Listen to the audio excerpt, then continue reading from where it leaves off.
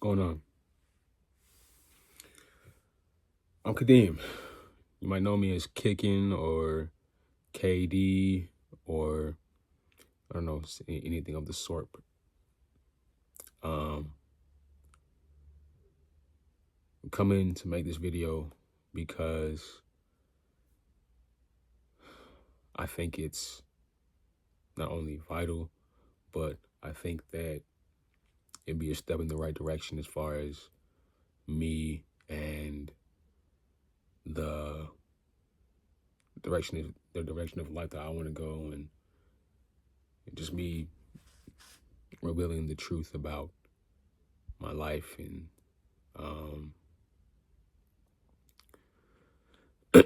things that were made plain to me a while ago and this year of 2024.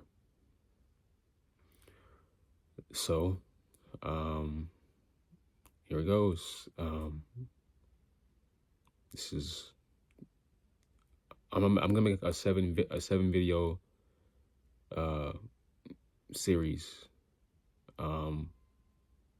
just explaining basically just how God's answered my prayers, and how I think He might still be answering my prayers regarding my life, regarding the Black community, regarding the United States, regarding the world.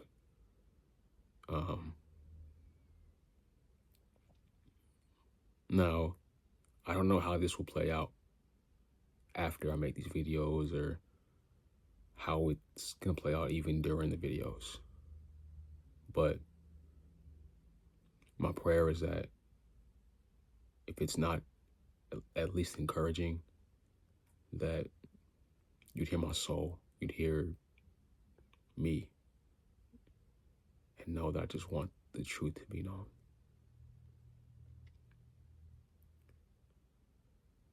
So, again, I'm Kadeem. You can call me KD. You can call me Kicking. Whatever works for you. I'm from the southeast part of the southern Atlanta area, I guess, southern metro Atlanta area. My whole life, I've lived in with the exception of New York every summer growing up, I've lived in Riverdale, Georgia until I was 9. Before that, I lived in College Park until I was about 3 or 4. And from the age of 9 to 18, I lived in Fayetteville, Georgia. I went to college at Georgia Southern University, and I went to, I lived in Statesboro for about 2-3 years, and then I moved back here to Fayetteville, and I've been, here is actually Riverdale, but I moved to Fayetteville, moved back to Fayetteville with my parents, and my parents split, and ever since my parents split, since like 2017, I've lived with my mom over here in Riverdale since 2017 or 2018, or I forget which year that was, but I turned 25 actually, so that was 2019, I believe, actually. Yeah, that's the year, 2019. So yeah, I've lived in the southern part of Atlanta my whole life. So the southern metro Atlanta, I'm sorry. I've never, with the exception of, like I said, New York every summer for family, and Statesboro for college. I've never lived anywhere else, and I haven't graduated yet. So hopefully, if I'm able to go back to college or school or whatever, I'll be able to go back to Statesboro for a little bit. I don't know. I'm 30 now, so it might not ever happen. It might happen. I don't know. Um, my parents have their heritage is Caribbean. My father, he is from the British Virgin Islands, and my mother is from the American Virgin Islands, the U.S. Virgin Islands.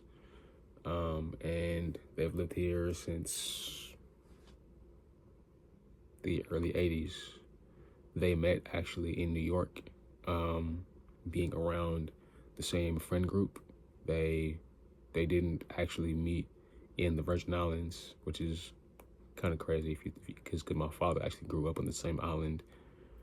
Even though he wasn't born there, he grew up in the same island that my mother is from, which is St. Thomas. And they had my brother up there in New York, and they moved down here at about 93. My mom moved down here. My dad followed her in 93, and I was born, I guess, a year later or so.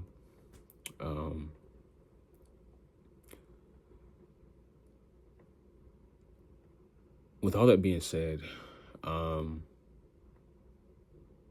as far as my heritage goes, and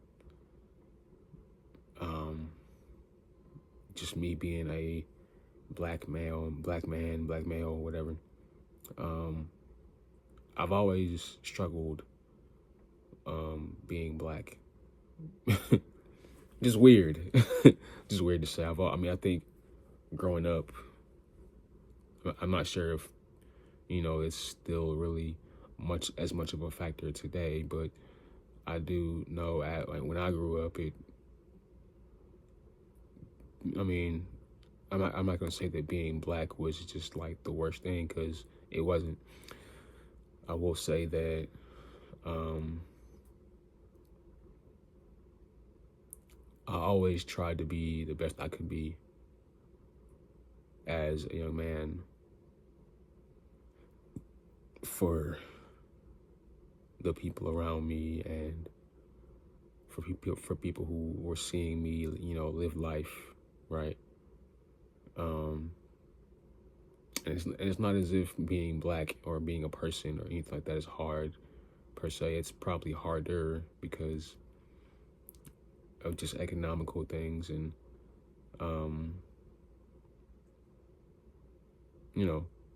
white privilege still being it is a thing. Not in the sense of us having to go out and live life, every day, but as far as just heretical things, not heretical things, as far as generational things, I should say. Things that, like, as far as generational curses and generational habits, generational traditions, generational curses, generational blessings. It's still much easier to be a white person than it is to be a black person. So, with all that being said,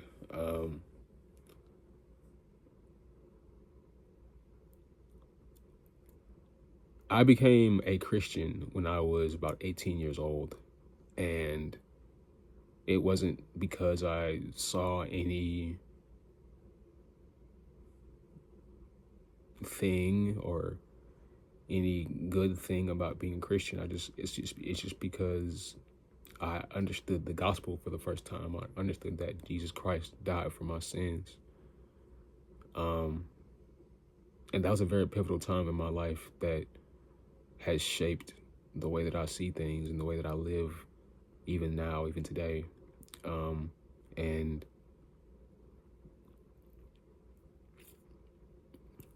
because of that, my life was rocked in a very real way.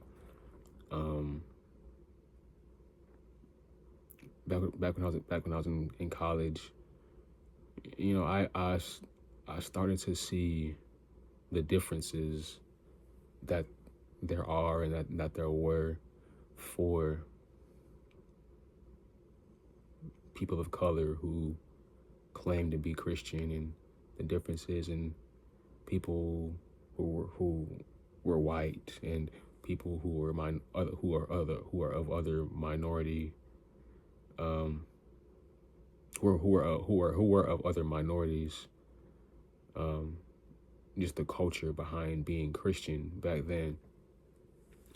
I think now today God is a lot more obvious to not only the younger generation but to just people today, because of just a lot of things, because people are just being awoken to truth. I think that today, in today's world, like, people just want to live in sense more. I do think that there has been a big difference in the culture over the past 10 to 12 years. Yeah, that's the span in which I've been out of high school. Anyways, I say that to say, I think that in today's world, being a Christian or being seen as a Christian is not necessarily considered to be a bad thing in our culture. I don't think it ever was per se, but I do think that, saying that you're Christian now, it doesn't have to necessarily pertain to you saying, oh, I'm for any side of political or social construct. It just means, I think today it just means that you're just a do-gooder, and that you want to love Jesus. Back then, I couldn't see past that. For whatever reason, I couldn't see being Christian as more than just saying, okay, I'm basically for, this whole white Jesus thing, and you know I'm basically for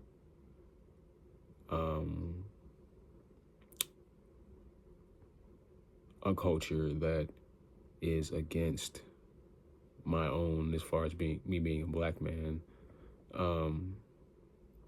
and I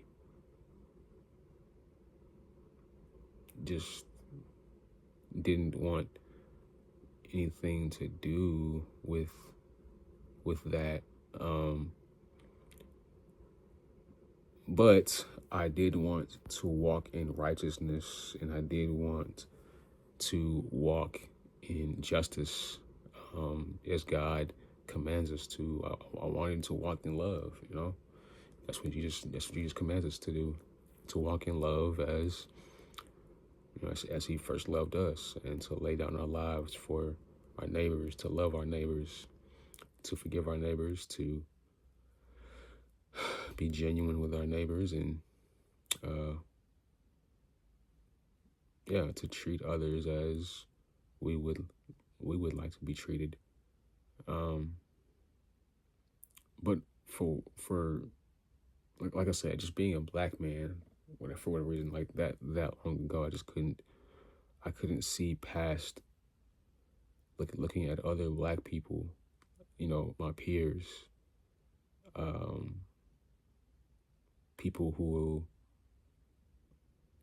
weren't my peers, looking down.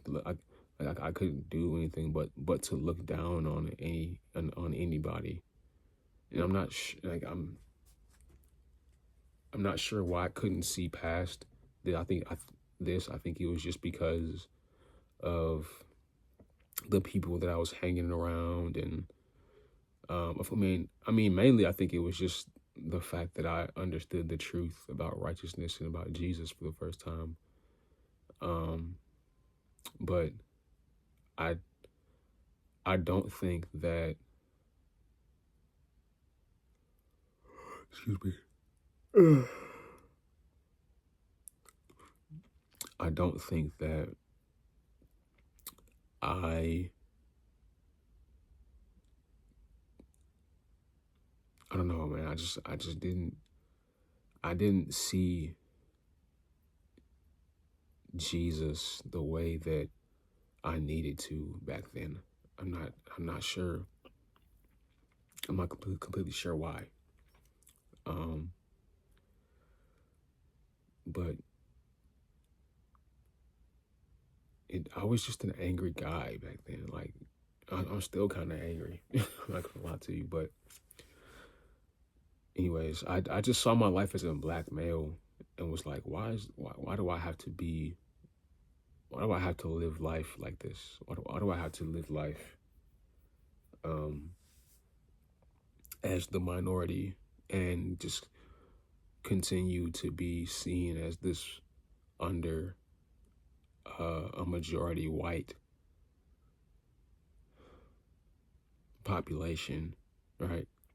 Um, all while all while being seen as the good boy that everyone thinks is better than, or everyone thinks that for some reason. Back then I just always thought that people thought that I was better than them, and I never thought that. Like I always thought that my whole life, that people just always thought that I was better than them for some reason, and especially when I became a Christian, especially when I became a follower of Jesus, that people would just always think that I think that I'm better than them, and that was never the case. Um, I mean,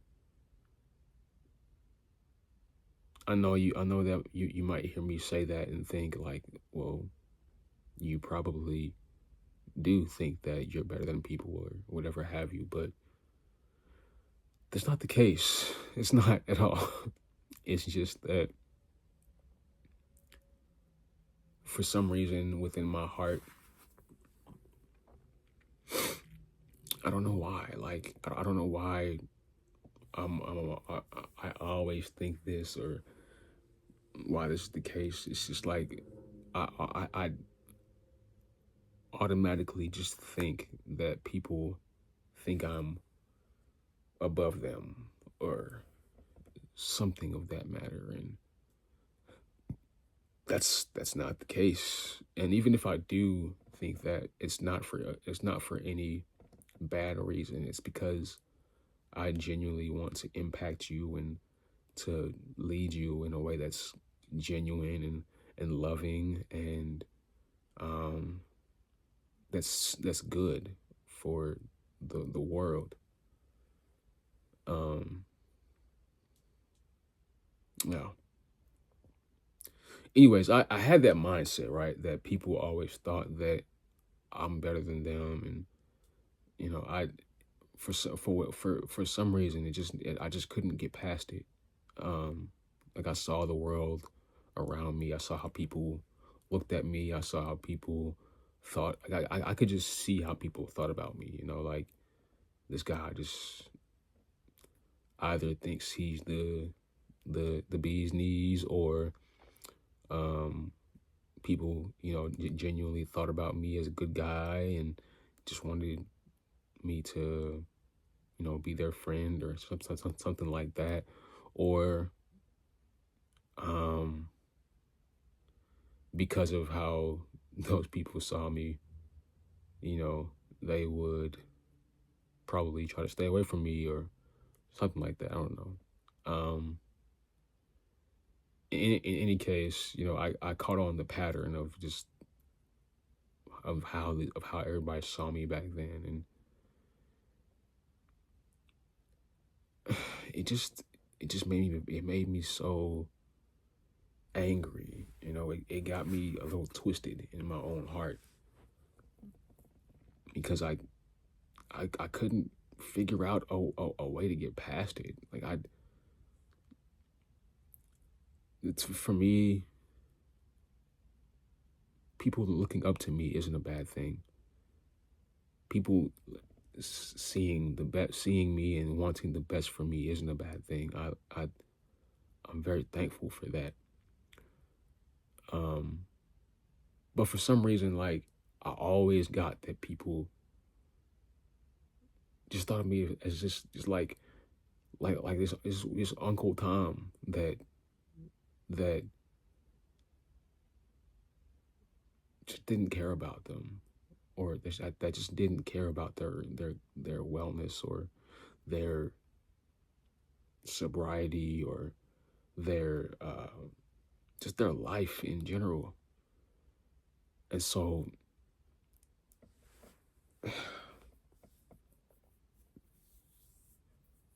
for God, like for me to continue seeing God the way that he should be seen, I was like, God, if this is the case, right, if people really look at me like this, I want you to help me to live my own dreams. Help me to live out life the way that I would like to live it, even if it would be hard for me. Granted, I don't necessarily think that. Well, I shouldn't say that. Let me keep going. I asked God to help me to live my dreams. If God, if you are the God of the universe, if you are the God who genuinely cares about how people see us as your children and as your stewardship, as your stewardship, as stewards of this world, as people who are called to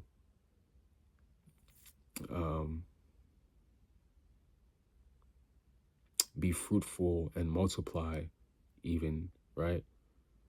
I asked God, help me to live my dreams, because I felt like at that time that being Christian or being any of that, I wasn't going to be able to live my dreams. I wasn't going to be able to do exactly as I wanted to do with my life, which was to have a good time and to be civil with people and potentially do great things. I saw being Christian as something that would hold me back, something that would hinder me from living life truly, and not being peaceful with the people around me because of their viewpoints and because of their lifestyle, which is, I don't think it's because of just Christian values that made it that way. I think it's because of, like I said, I didn't want to be considered an Uncle Tom or anything like that. But one thing I'm realizing is just like, you can't control how people see you. All you can control is what you do. And if what you do isn't good enough for them, well, okay, you have to move along. You can't try to be anything more for anyone. All you can do is just try to be yourself. And I think as I've grown, I've learned that, because genuinely, people aren't enslaved to other people. What we are is what God has made us. All we are as people is who we can be in the image of God. And so, be that.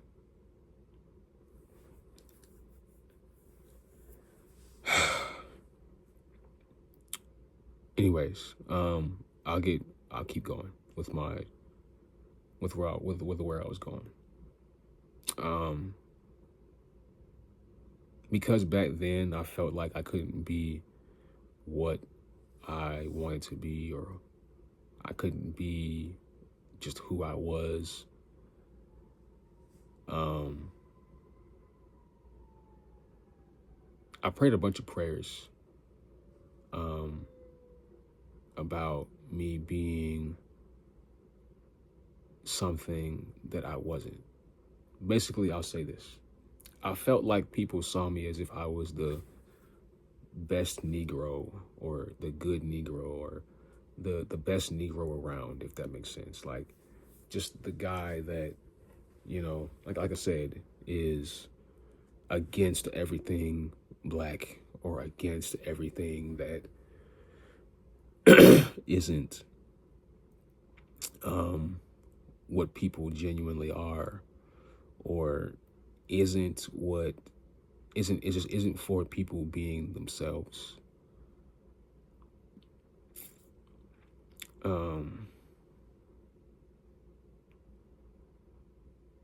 So I prayed God, like, if I'm the best Negro around, or if I'm, this, right? No, actually I prayed, this is what I prayed. I prayed that, God, if I'm not the best Negro, I think that's what I prayed. That's what I prayed, actually. Yeah, if I'm not the best Negro around, I think that's exactly what I prayed.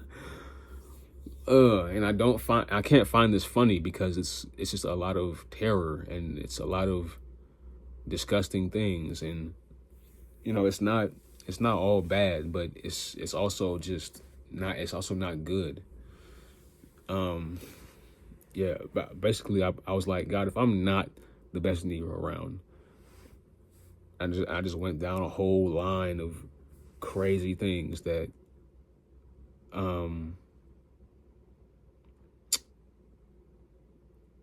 that have come true, and now I live with a lot of guilt, and I just feel so bad, because I feel like God, he's answered my prayers, and now there's a whole lot of stuff just out here in the world that, whether or not it's because of my prayers or not, I feel guilty. I feel bad that these things have happened, because it's a lot of bad things. It's a lot of good things too, but the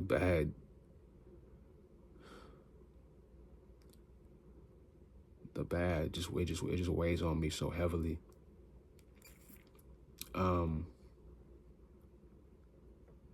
It's hard.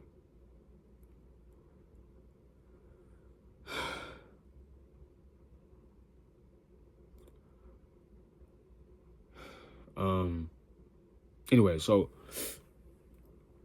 I'm making these videos basically as confessionals, to explain everything that I prayed about, because a lot of the stuff is stuff that deals with society, and the entertainment industry, and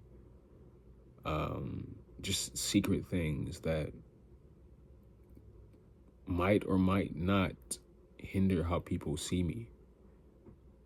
And so because of that, right, I want the truth to be known.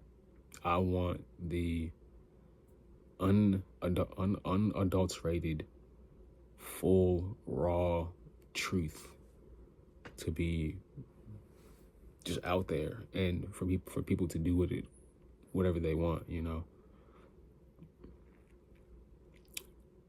I think the one thing that makes relationships and makes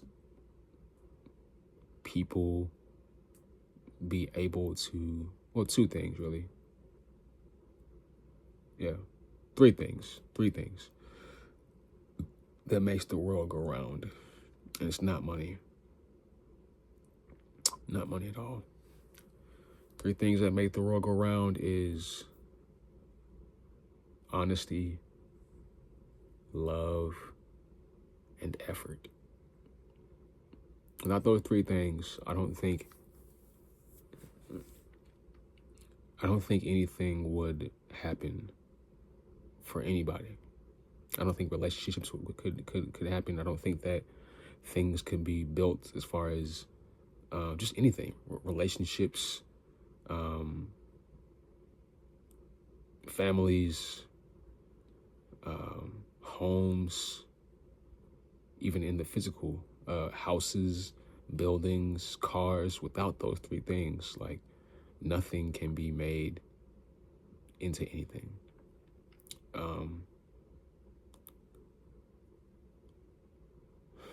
So this is me expressing my love, my honesty, and coming and putting forth some effort to tell the world my truth, to tell the world some things that, a lot of things that I prayed about in the past that I would like to be made known. Here goes.